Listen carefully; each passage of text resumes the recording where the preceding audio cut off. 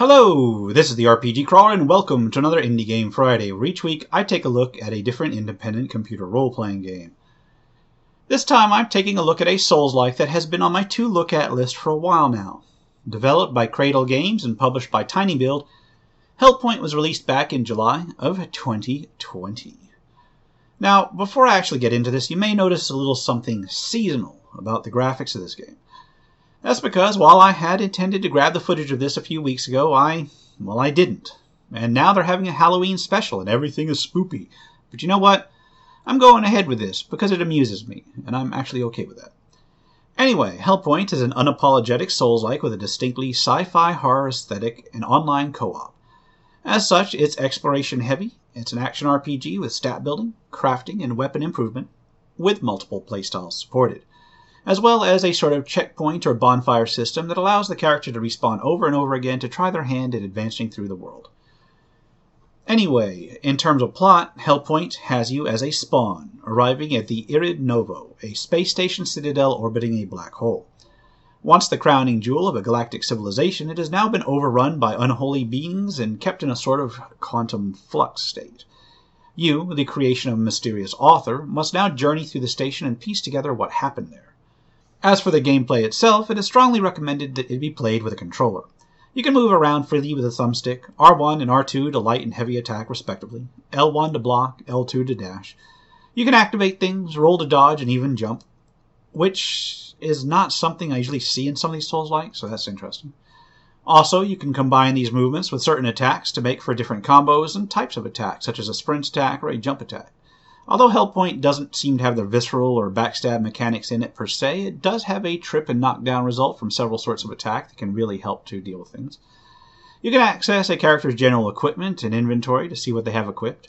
You have up to 3 main hand and 3 offhand items equipped, and you can cycle through them during play. Armor on your head, torso, arms, and legs is viable. A body module and a mind module can be equipped that offer general bonuses depending on their type. A healing item can be used for instant healing and refreshes when you die or return to a rift. And the Omni Cube, which can be equipped with up to 3 different effects during play, just sort of a catch-all spell kind of thing. The character's inventory offers a much more extensive view of what you have gathered, which may include not only equipable items, but also upgrade chips that can modify a weapon's abilities, Omni-Cube programs, keys that you've gathered, materials and plans that you can use during the printing/crafting system, and finally miscellaneous items that can be used in various parts of the world. You have several ability scores in this game, and upping one ups your overall level. There's health that just increases health, stamina that increases your stamina, and energy that is used to fuel firearms, weapon arts, and other mystical abilities.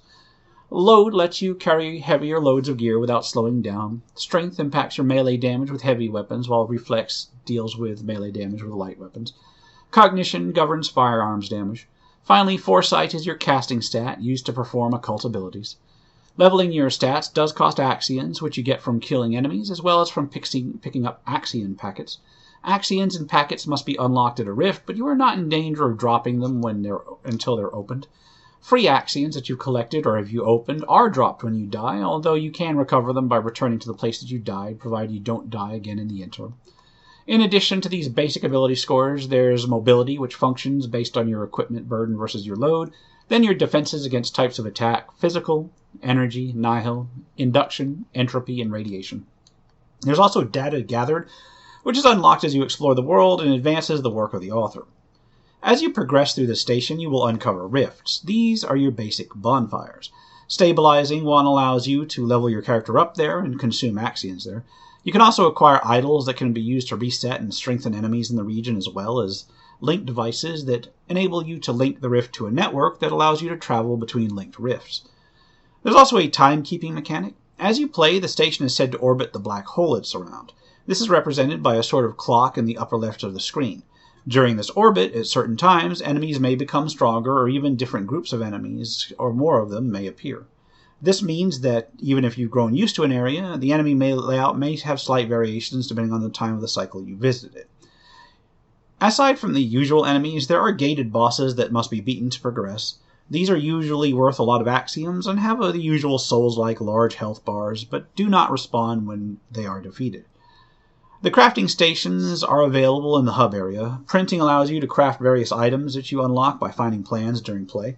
You can utilize various resources you get as drops, but you can also dismantle excess gear for more material. There are various other mechanisms that you can use to further customize your gear. The weapon editor allows you to implant upgrade chips, which may modify the damage or how a particular weapon interacts with various stats. The medical station allows you to heal yourself without resetting an area, as well as to upgrade your healing item, while the tech station is what you use for printing and crafting. During play, you can also uncover specialized devices meant to interact with quest items.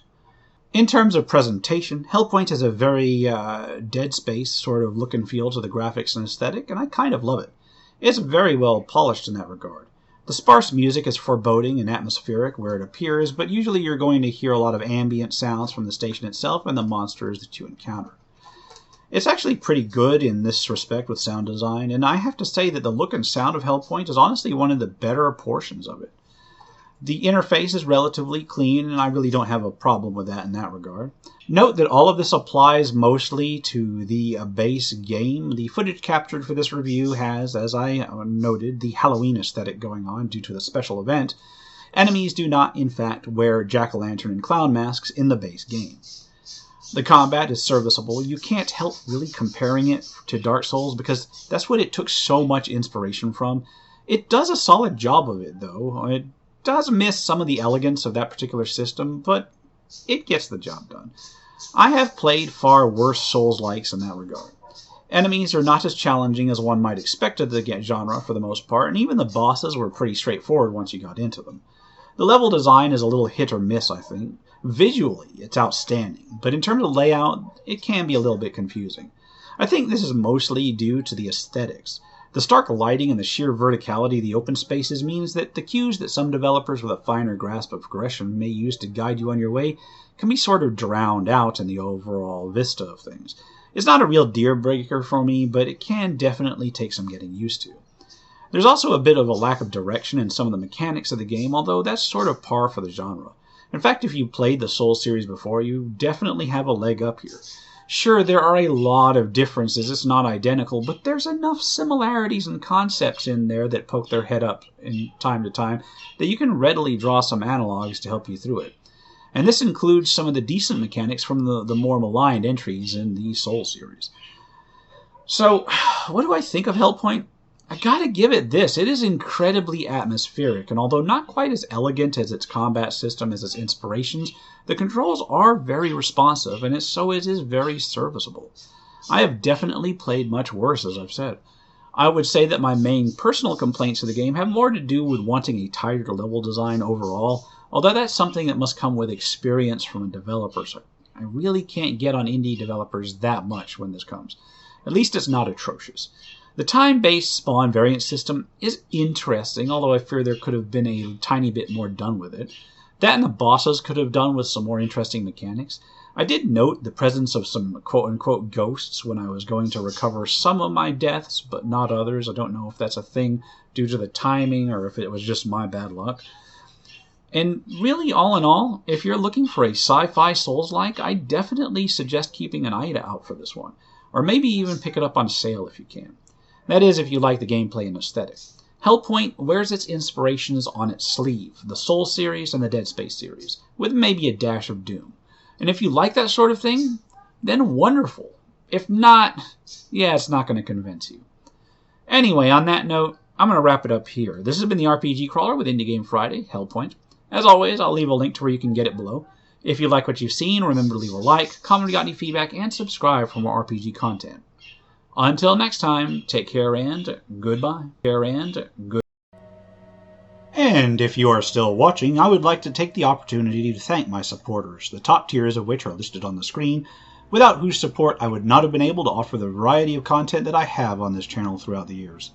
If you're feeling particularly generous and would like to join them, you can support the channel. There are a variety of options to do so. I have a Patreon, a Subscribestar, as well as channel memberships enabled. If you are not in a position to contribute, simply leaving a like, a comment, or sharing my videos are all wonderful ways to help the channel grow without spending a dime, and are all greatly appreciated.